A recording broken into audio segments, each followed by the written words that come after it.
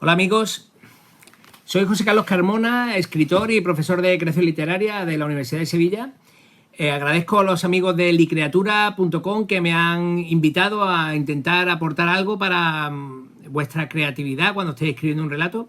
Y hoy os voy a explicar unos recursos técnicos que enseño en mis clases de creación literaria en el máster de escritura creativa que damos en la Universidad de Sevilla y que tienen que ver con el narrador externo omnisciente con personalidad. Este es un narrador que se puede analizar perfectamente en la obra de Lorrie Moore, que es una escritora norteamericana contemporánea. Ella ha trabajado los límites del narrador para que el narrador, pareciendo un narrador tradicional, decimonónico, que habla en tercera persona y que sabe lo que piensa y sienten todos los personajes, sin embargo, ella lo que hace es trabajar los límites para que no se salgan de la frontera del narrador externo omnisciente. ¿Cuándo se sale alguien de la frontera? Cuando el narrador, por ejemplo, opina o insulta. Por ejemplo, aquella mañana Enrique se levantó. El muy tonto se había olvidado encendidas las luces de toda la casa. Claro, al decir el muy tonto, ya sabemos que no es un narrador externo omnisciente, sino que es un tipo que está contando una historia en la que cuenta que Enrique se levantó esa mañana. Pero es un tipo. Y de hecho, podría decir después, José Enrique me llamó por teléfono y lo entenderíamos perfectamente, porque veríamos que el que ha hablado es también un personaje de la propia historia. Pero de lo que se está hablando en este tipo de narrador, el narrador externo omnisciente, es de cómo trabajar la sensación del ente que cuenta la historia, que siempre ha sido para nosotros como una especie de Dios, y que de pronto sea un ente, pero con cierta personalidad. Como si Dios bajara a la tierra y fuera un Dios que nos cuenta una historia, pero mucho más cercano. Os voy a enseñar un texto que tengo por aquí, que tengo en mi página, en un blog que trabajo creación literaria, donde podéis ver las características estas que os estoy diciendo. Bien, en principio, este narrador hay que pensarlo. Primero, vamos a empezar con la primera de las propuestas.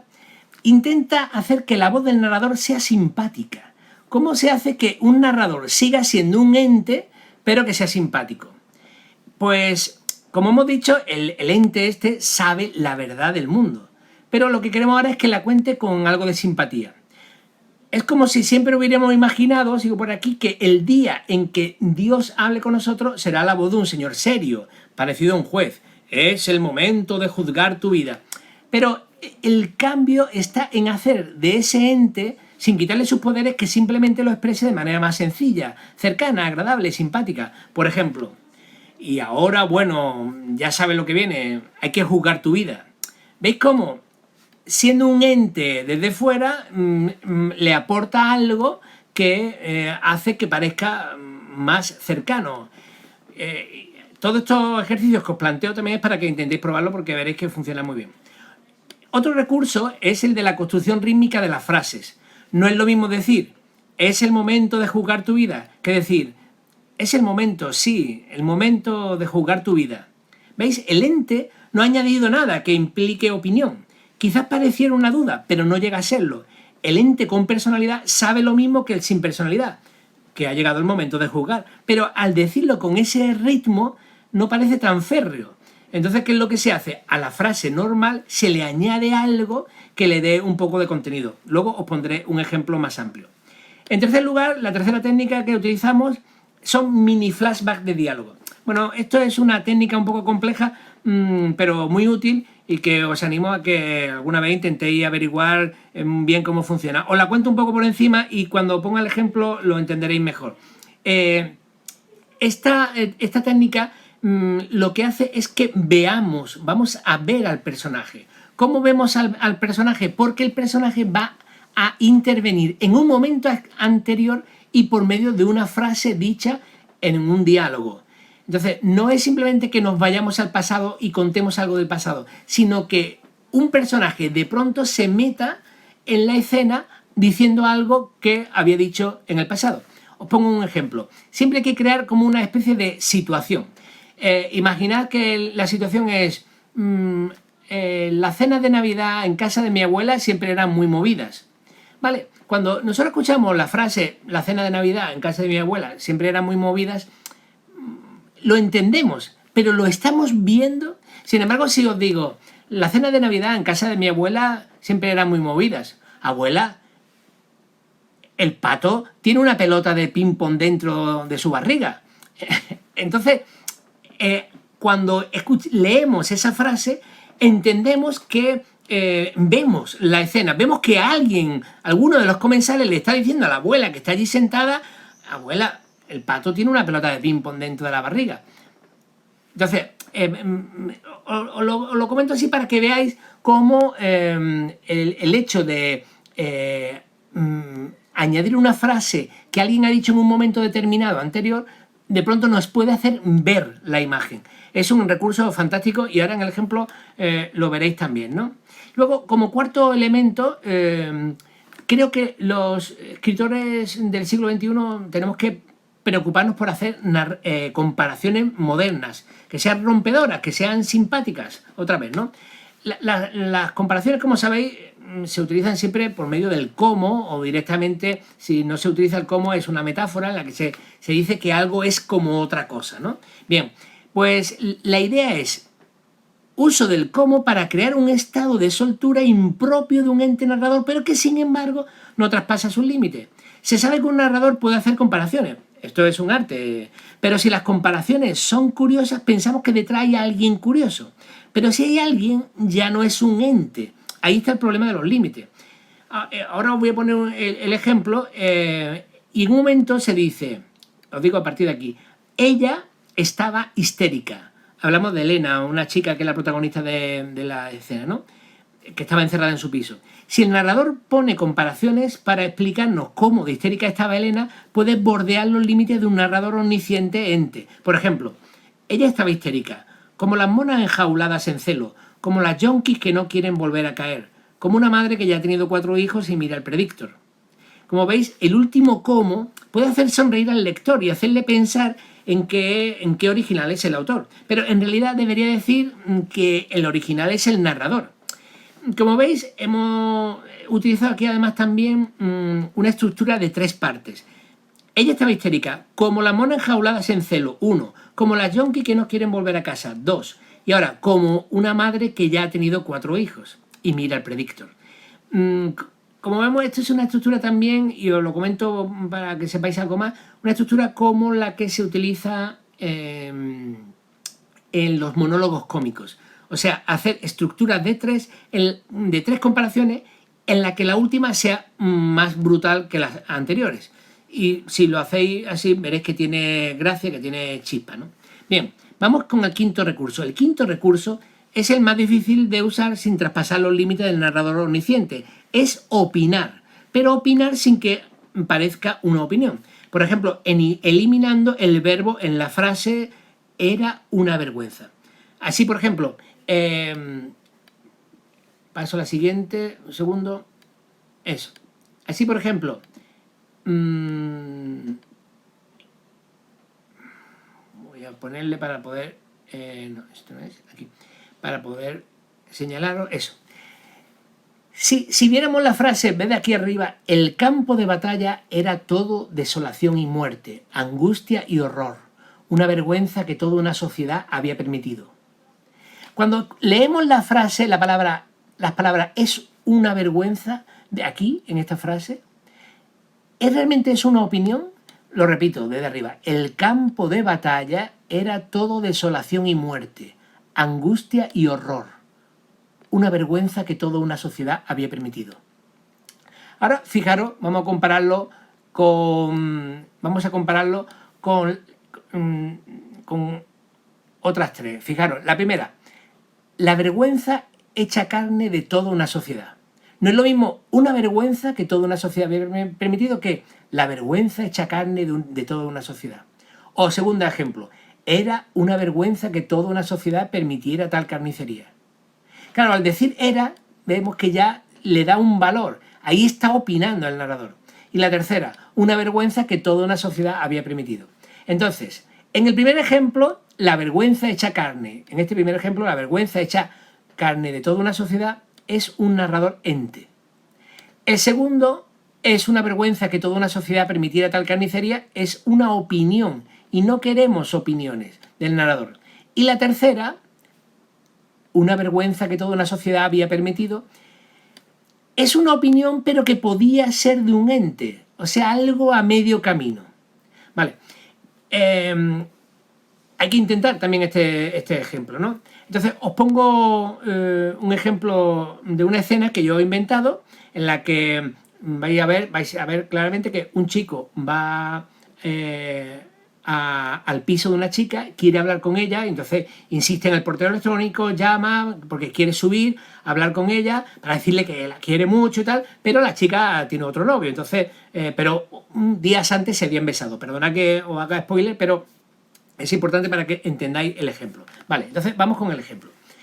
El texto que yo he escrito, primero lo escribí sin las partes que tienen subrayados y luego añadí los subrayados para que veáis cómo funciona esta técnica. Y empieza así el texto. Ignacio quería de verdad hablar con Elena en su casa. Pensad el texto ahora sin esta parte, ¿no? Ignacio quería hablar con Elena en su casa. Eso lo habría escrito cualquiera, pero ¿cómo hacemos que tenga algo más de interés? Pues diciendo, Ignacio quería de verdad hablar con Elena en su casa. Estaba decidido, le pidió a su amigo Juan, cómo no, que le acompañara. No sabía si necesitaría ayuda, tan valiente era. Fijaros que tanto el cómo no como el tan valiente era, podemos considerar realmente que son opiniones. Si hubiera dicho era un cobarde en vez de tan valiente era, podríamos haber dicho, el narrador externo omnisciente ha opinado, entonces no es un narrador externo omnisciente. Pero lo que hace es utilizar pequeñas frases que cuestionen al personaje sin que parezca que el ente es una persona. Continúo. Aquí, cuando llegaron a su bloque, la llamaron por el portero electrónico y les dijo que se fueran, que no quería hablar con él. Vete, Ignacio, vete, no quiero hablar contigo. Tuvieron suerte, mucha suerte. Fijaros que aquí, si hubiéramos dicho solo, cuando llegaron a su bloque, la llamaron por el portero electrónico, le dijo que se fuera, que no quería hablar con él, nada más, habríamos sabido la información. Habían llegado a la puerta del piso, habían llamado y ella no había querido hablar con ellos. Pero de pronto metemos una frase entre comillas del personaje porque el personaje lo está diciendo. Vete, Ignacio, vete, no quiero hablar contigo. Y de pronto somos capaces de verla a ella arriba gritando por el telefonillo, o somos capaces de ver al protagonista abajo esperando y escuchando que la otra le está diciendo que se vaya. Luego dice, tuvieron suerte, mucha suerte, porque pasó un vecino y dejó el portal abierto. Fijaros que podríamos haber dicho normalmente, tuvieron suerte porque pasó un vecino y dejó el portal abierto. Pero al decir mucha suerte, realmente incidimos en que tuvo mucha suerte y además le da un poco de ritmo al texto. Continúo desde aquí. El vecino dudó si decirle algo. Su cara era de, ¿me voy a parar por estos niñatos? Se había abalanzado hacia la puerta con mucha ansiedad, pero pensó que por la ropa que llevaban, aseada, y el corte de pelo reciente de niños pijos, no debían de ser un problema. ¿Veis que ese texto venía sin los subrayados? Entonces decía, el vecino dudó de si decirle algo, se habían abalanzado hacia la puerta con mucha ansiedad. Pero de pronto le añado esto, su cara era de, ¿me voy a parar por estos niñatos? Eso lo está diciendo el narrador. Su cara era ¿de qué? Era como que hubiera dicho, me voy a parar por estos niñatos. Y luego, más adelante aquí, cuando decimos lo de los niños pijos, pero pensó que por la ropa que llevaban aseada y el corte de pelo reciente de niños pijos no debía de ser un problema. ¿Veis? Intentamos meter pequeñas frasecitas en medio. Ignacio, continúo aquí, y Juan consiguieron llegar hasta la puerta del piso de Elena. Ignacio llamó al timbre en repetidas ocasiones. Ella estaba histérica. Fijaros que al repetir el llamó en repetidas ocasiones, que está justificado, porque para el lector es que ya realmente llamó en varias ocasiones. Y ponerlo, simplemente el narrador sigue siendo el mismo, un ente, pero añade algo de ritmo y tensión, ¿no? Y continúo. Y ahora cuento el ejemplo que antes os he dicho. Ella estaba histérica, como las monas enjauladas en celo, como las yonkis que no quieren volver a casa, como una madre que ya ha tenido 4 hijos y mira el predictor. Se movía por su salón sin saber qué hacer. Les había contestado por el portero electrónico para que se fueran, pero había llegado a oír cómo entraban en el portal.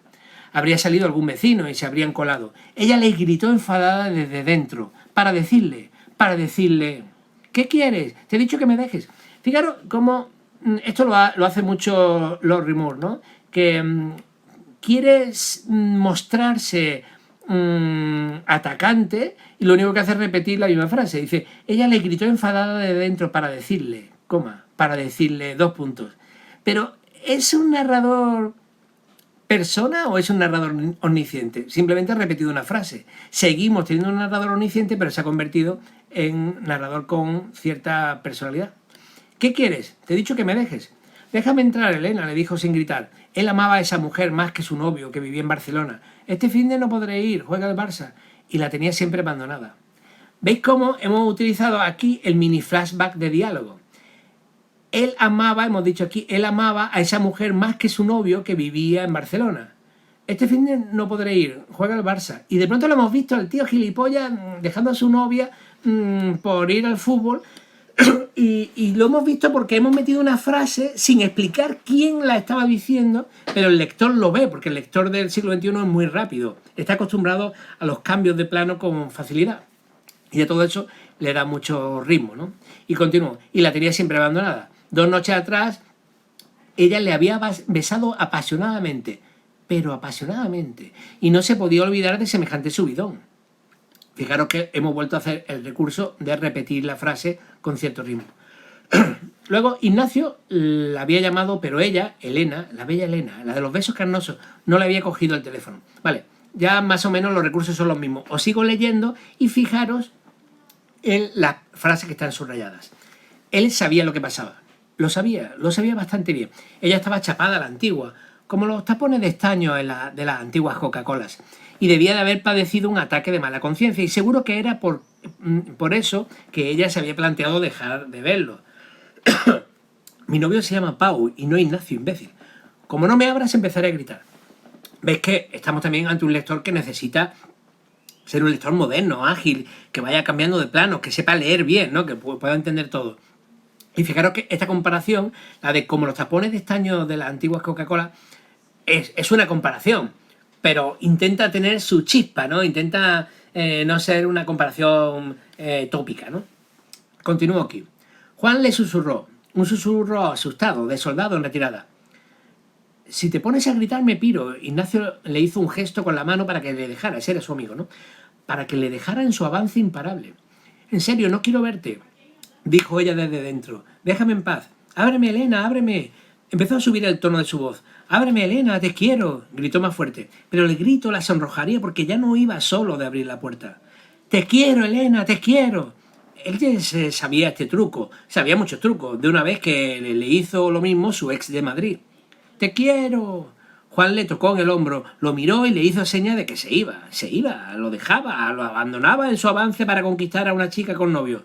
¡Te quiero, amor mío! ¡Ábreme la puerta! Juan bajó las escaleras a todo meter. Juan, el compañero, el amigo, el gallina. Ignacio, vete, ábreme la puerta, te quiero, te quiero. Oyó por fin cómo el mecanismo de la puerta se abría. La caja fuerte del tesoro había cedido. Al abrirse la puerta vio que Elena corría hacia el balcón. Se asustó. Bueno, como veis, pues esta es la idea de cómo enriquecer un poco un texto en narrador externo omnisciente.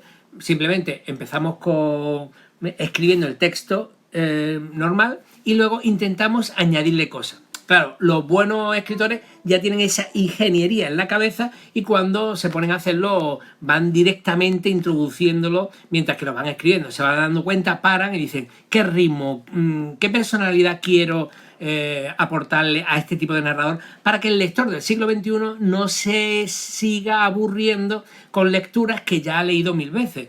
Entonces yo creo que nosotros como escritores tenemos la obligación de plantearnos nuevos caminos, nuevas fórmulas para poder ser realmente originales en este tiempo y que los lectores sigan enganchados a la literatura.